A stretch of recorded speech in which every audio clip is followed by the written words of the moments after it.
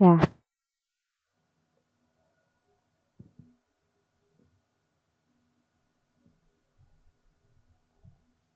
Ya, assalamualaikum warahmatullahi wabarakatuh.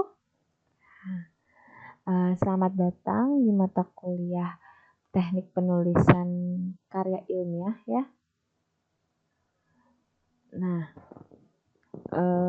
saya ucapkan selamat datang juga untuk mahasiswa Teknik Kimia angkatan 2020 ya, kelas A maupun kelas B.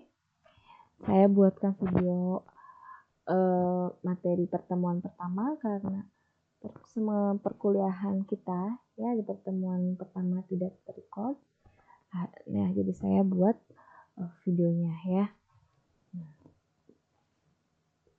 Untuk dan semoga bisa membantu kalian dalam pembelajaran ya tentunya.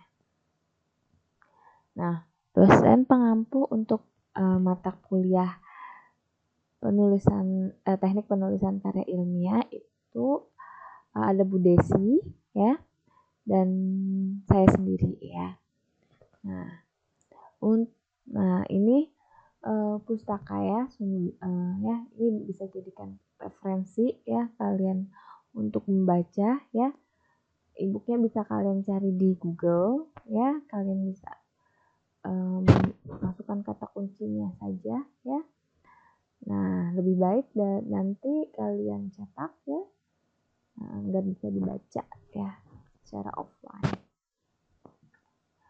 Terus, nah ini materi pembelajaran pertemuan ke-1 sampai ke-4 ya, karena saya di sini akan mengajarkan di pertemuan ke-1 sampai ke-4 ya.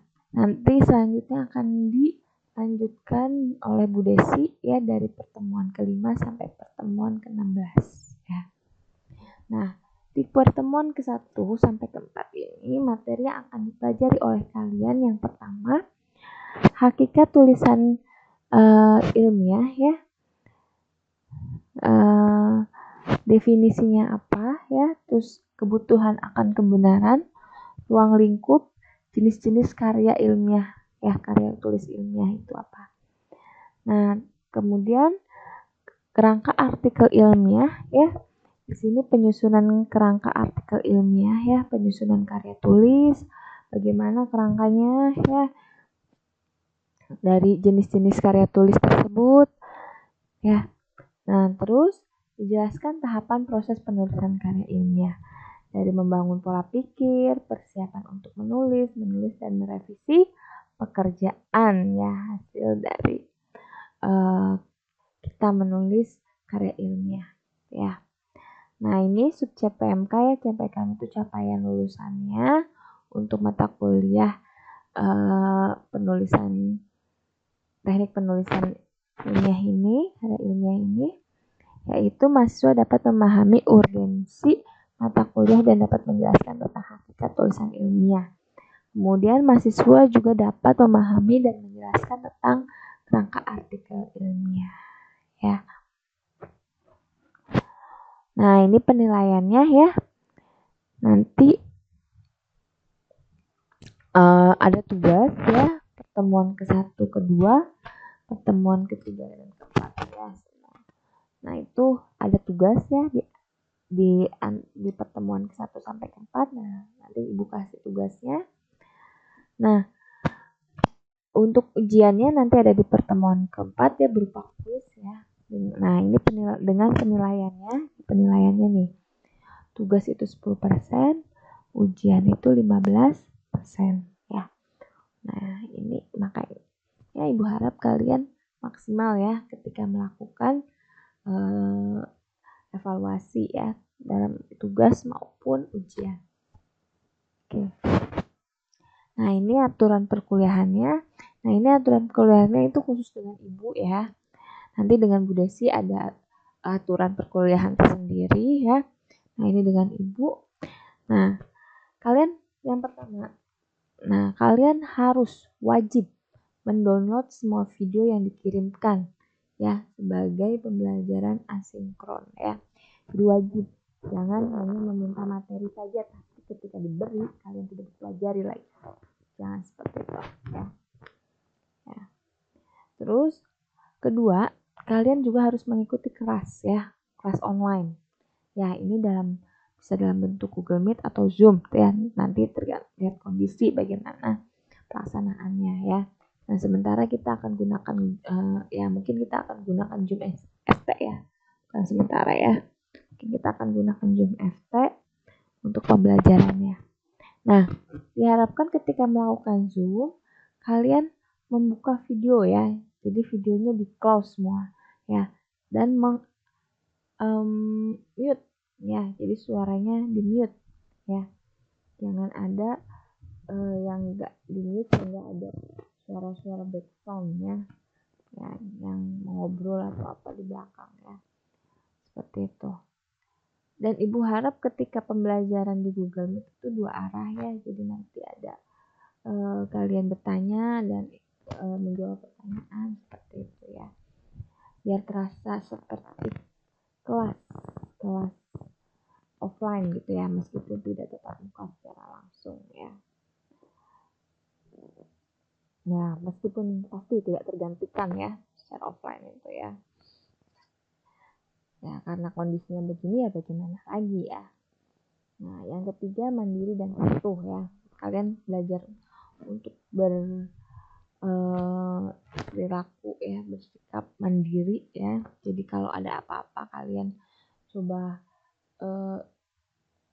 pecahkan dulu sendiri ya. Kalau tidak bisa ya, kalau di satu kelas kemudian satu angkatan tidak menemukan solusi, baru bisa bertanya pada dosen ya. Nah, terus patuh terhadap aturan yang ada ya, terus juga patuh terhadap yang diperintahkan dosen, yang tentunya yang baik-baik ya pasti. Dan pasti selalu yang ngasih yang baik ya dosen itu ya, tidak mungkin menjerumuskan kalian ya, apalagi ya. Terus yang keempat, bersikap santun dalam berkomunikasi dan pembelajaran. Nah, ini Ibu harap ketika kalian berkomunikasi ya, mulai sekarang untuk bersikap santun ya. Ada unggah-ungguhnya ya. Ada tata keramanya ya, bagaimana cara berkomunikasi dengan dosen melalui WhatsApp, melalui Zoom, Google Meet, secara online ya. Ada ya sopan santunnya ya. Jika mau bertanya bagaimana, jika mau memberi pendapat bagaimana ya. Terus menghubungi dosen itu di jam berapa saja ya. Nah, ya, semua ada aturannya ya. Sesuai dengan tata krama saja ya. Nah, dalam pembelajaran juga ya, kalian di pembelajaran bagaimana, jangan menyela dosen begitu saja ya. Apalagi membuat kegaduhan di kelas. Nah, seperti itu. Bertemu dengan langsung juga sama ya, pasti kalian lambat tahun juga akan bertemu langsung ya dengan dosen yang mengajar ya. Nah, itu juga harus ada sopan santunnya, harus bagaimana ya. Terus yang kelima yaitu pengumpulan tugas tepat waktu. Nah, kalau Ibu ya, pengumpulan tugas ya itu tidak boleh terlambat. Kalau ada keterlambatan ya tanpa ada alasan jelas, misalnya kalian sakit sehingga tidak bisa sakit sehingga tidak bisa, saya nggak ada tenaga buat mengerjakan dan mengumpulkan tugas gitu. Kalian konfirmasi saja dulu ya. Nah, Ibu percayalah ya ke kalian nggak mungkin bohong. Kalau bohong juga ditanggung sendiri ya, ininya akibatnya ya. Nah, kalau alasannya jelas, tepat, oke ya, untuk ada dispensasi ya. Kalau tidak ada, nah itu ada pengurangan nilai, dan ini pengurangan nilainya itu sangat fatal ya. Nah, ya, tapi jangan pernah main-main ya untuk hal ini, karena akan sangat berpengaruh ya. Nah, apalagi bisa kalau sampai fatal sekali, bisa merugikan teman ya, teman seangkatan, sekelas ya. Jangan sampai itu terjadi. terus dilarang mencontek atau memberi contekan ketika ujian ya. Nanti kita ada ujiannya ya, jadi ibu pengen ujiannya itu nanti ibu kasih tahu bagaimana sistematikanya ya. Nah, pokoknya mah ujiannya itu secara mandiri ya, jangan sampai ada yang saling mencontek. Kalau meskipun ketika pelaksanaan di kalian berusaha tidak ketahuan untuk mencontek, tapi nanti terlihat ketika hasilnya ya. Nah, kenapa? Karena ibu juga pernah jadi mahasiswa, ini jadi mahasiswa hafal gitu ya. Meskipun ibu nggak nyontek juga ibu hafal ya gimana apa orang-orang yang mencontek, terus bagaimana karakter-karakter tulisan hasil jawaban yang mencontek itu tahu ya. Jadi jangan main-main ya, seperti itu. Karena ibu pernah tidak meluluskan yang memberi nilai E untuk mahasiswa yang ketahuan mencontek ya. Dan gak usah lah untuk main-mainnya untuk aturan perkuliahan ini. Nah, dari sini ibu harap kalian sudah jelas ya. Nah, kemudian kita lanjut ke materi pertanyaan pertama, yaitu mengenai hakikat tulisan ilmiah ya. Definisi kebutuhan akan kebenaran ruang lingkup. Oke, nanti jenis-jenis karya ilmiah itu di pertemuan kedua ya, biar nanti sekalian membahas mengenai kerangka ilmiahnya, jadi bisa sesuai ya kalian mempelajarinya. Nah, apa sih karya ilmiah itu? Karya ilmiah itu di sini adalah suatu laporan tertulis dan diterbitkan ya yang menggambarkan hasil penelitian atau pengkajian yang telah dilakukan oleh seseorang atau sebuah tim dengan memenuhi kaidah dan etika keilmuan yang kukuh dan ditaati oleh masyarakat keilmuan ya. Nah, dari definisi ini ya akan timbul suatu pertanyaan, kenapa sih harus kita membuat karya ilmiah ya? Kenapa kita harus melakukan penelitian pengkajian? Kenapa sih ya? Kenapa harus repot-repot melakukan itu? Karena manusia itu selalu mencari kebenaran. Manusia itu selalu haus akan kebenaran. Ya, jadi semuanya itu ingin tahu yang sebenarnya itu apa. Meskipun hal-hal yang kecil, tapi pasti yang nurani, yaitu selalu mencari kebenaran. Ya, contohnya ini.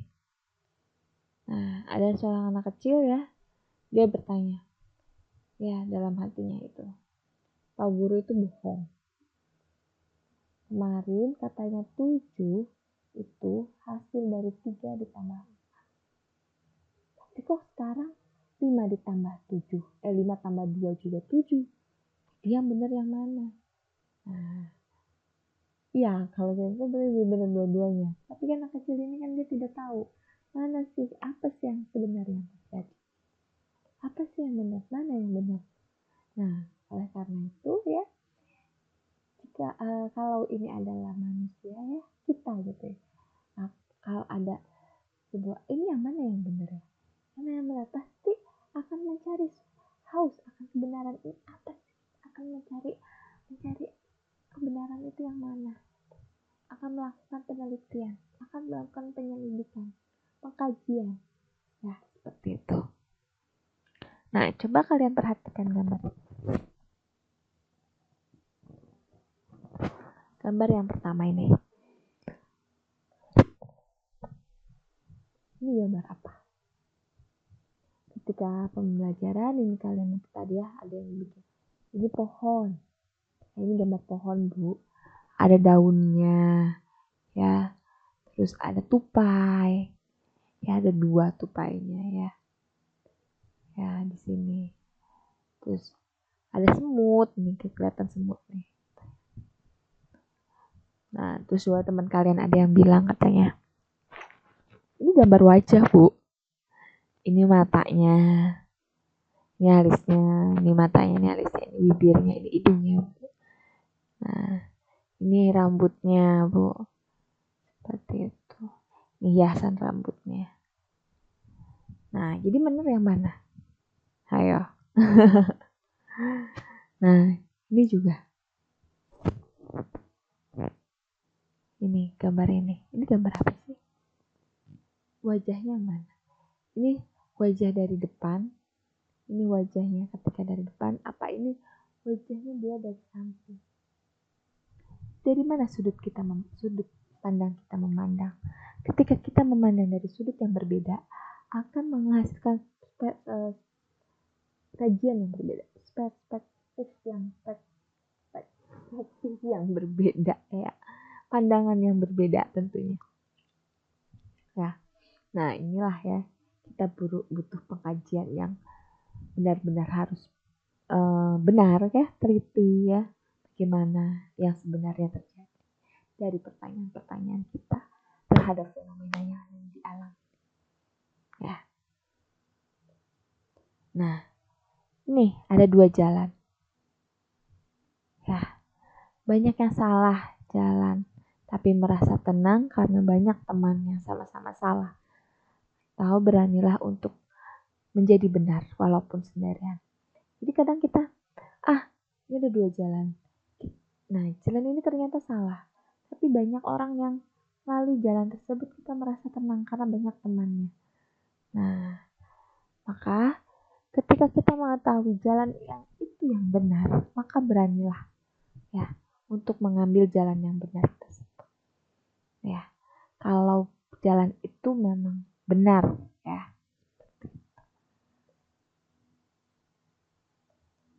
Nah, jadi ukuran kebenaran itu bisa dilihat dari mana?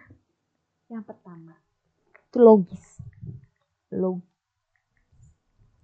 Yaitu sesuai dengan logika, benar menurut penalaran, dan dia itu harus masuk akal.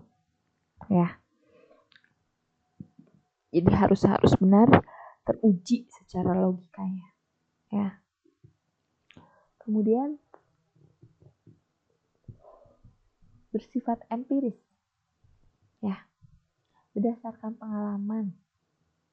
Nah, pengalaman di sini itu diutamakan diperoleh dari penemuan, percobaan, pengamatan yang telah dilakukan, dari penelitian, ya, seperti itu. Di mana logis, ya, empiris, nanti terdapat irisan. Nah, ini yang kita kaji. Logika kita itu betul tidak sesuai dengan penelitian yang kita lakukan tuh sesuai tidak dengan logika, masuk akal tidak. Ini harus dipertimbangkan ya dalam mencari kebenaran. Ya, ukuran dari kebenaran itu sendiri. Ya. Nah, tujuan karya tulis ilmiah itu apa sih sebenarnya? Yang pertama, itu memberikan penjelasan mengenai fenomena-fenomena yang ada, ya, mengenai pertanyaan-pertanyaan yang ada. Nah, itulah tujuan dari karya ilmiah. Terus memberikan komentar atau penilaian, ya, dari suatu fenomena, pendapat, ya. Terus memberikan saran, ya, bisa, boleh. Ini tujuannya agar suatu karya tulis ilmiah, hasil dari karya tulis ilmiah itu lebih baik, ya, diberikan saran bagaimana, ya. Terus menyampaikan sanggahan, ya, kalau misalnya ternyata suatu teori ya diperoleh atau yang dalam bentuk karya ilmiah ada diperoleh, ternyata itu tidak sesuai dengan kebenaran, kita boleh menyampaikan sanggahan. Ini tujuannya, dan membuktikan hipotesa ya. Kalian mungkin sudah pernah belajar waktu SMA apa itu hipotesa, anggapan sementara, dugaan sementara. Ya, ketika kita ada pertanyaan pasti ada jawaban sementara, dugaan sementara. Nah, lalu kita buktikan melalui data empiris, ya, untuk membuktikan dugaan sementara itu betul atau salah.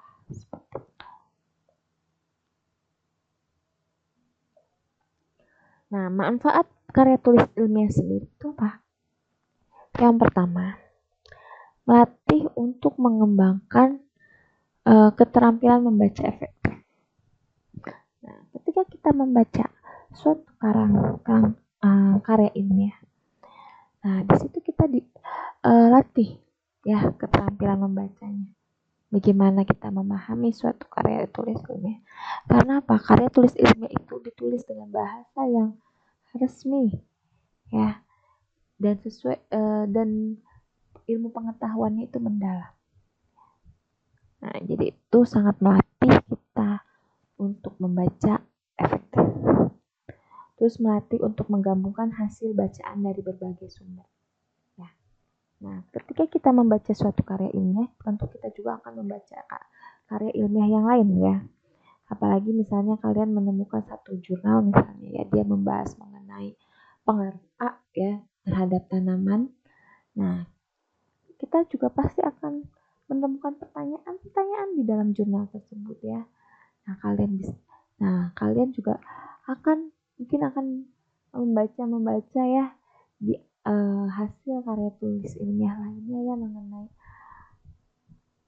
yang kajian dalam jurnal tersebut. Nah, dari kajian-kajian yang sudah kalian baca, kita gabungkan ya. Nah, itu ya manfaat dari karya tulis ilmiah. Terus yang ketiga, mengenalkan dengan kegiatan kepustakaan. Ya, dari situ ada kegiatan kepustakaan tentunya ya. Nah, terus meningkatkan pengorganisasian fakta atau data secara jelas dan sistematis. Ini harusnya D ya, nggak ke bawahin. Nah itu ya, kita mengorganisasi fakta-fakta yang ada, data-data yang ada secara sistematis ya, sehingga dapat memperoleh karya tulis ilmiah yang baik ya. Gimana? Terus memperoleh kepuasan intelektual ya, ketika kita menemukan hasil pasti ada kepuasan di situ. Memperluas cakrawala ilmu pengetahuan dan sebagai bahan acuan penelitian pendahuluan untuk penelitian selanjutnya. Iya pasti ya. Nah misalnya kayak sekarang ya, pengaruh zat A terhadap tanaman ya. Nah hasil dari penelitian tersebut bisa menjadikan dasar untuk penelitian selanjutnya, pengembangan dari penelitian tersebut. Itu adalah manfaat karya tulis ilmiah ya. Nah, terus karakteristik karya tulis ilmiah itu apa ya? Oke, lagi saya. Yang pertama itu biologis. Ya tadi ya, seperti ukuran kebenaran. Argumentasi yang diajukan dapat diterima, akal sehat. Ya, harus masuk akal. Ya. Jika ada teori sebelumnya harus tergantung teori sebelumnya. Ya. Itu bisa membantu untuk menguji apakah argumentasi yang diajukan itu salah atau benar. Terus kedua yang B itu sistematis. Jadi berdasarkan urutan dan keteraturan ya, sesuai dengan kerangka ya, aturannya bagaimana. Terus dia bersifat objektif ya. Apa bedanya tanpa ya objektif apa adanya.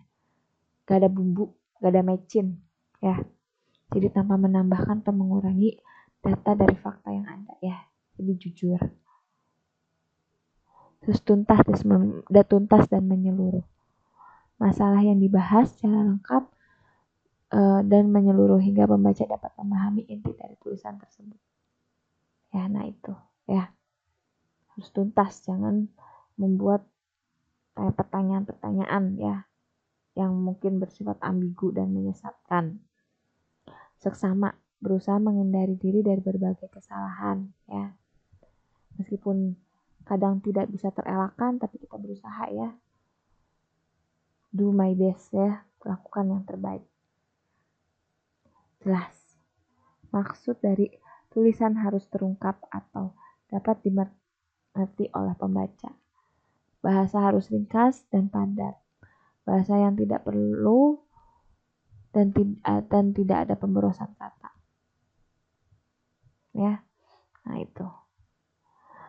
Terus kebenarannya dapat diuji ya. Jadi masalah yang dibahas beserta pemecahannya bukan semata angan penulis akan tetapi dia melalui percobaan sehingga kebenarannya dapat dibuktikan bahkan oleh pembaca sendiri ya, dapat diuji kembali betul atau tidak. Nah, terus dia bersifat terbuka ya, dapat berubah seandainya muncul pendapat baru yang lebih dapat dibuktikan ya, karena ilmu pengetahuan terus berkembang ya. Itu udah banyak buktinya seperti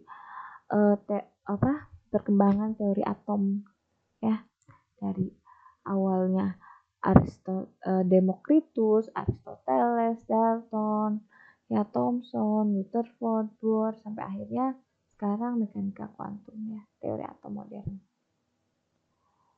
Berlaku umum ya, kesimpulan yang ditarik tidak hanya berlaku untuk satu populasi tapi dapat diterima di semua populasi atau masyarakat umum. Kemudian penyajiannya memperhatikan santun bahasanya ya, dan tata tulis yang berlaku. Nah itu ya, terima kasih. Sekian untuk video untuk materi yang pertama ya.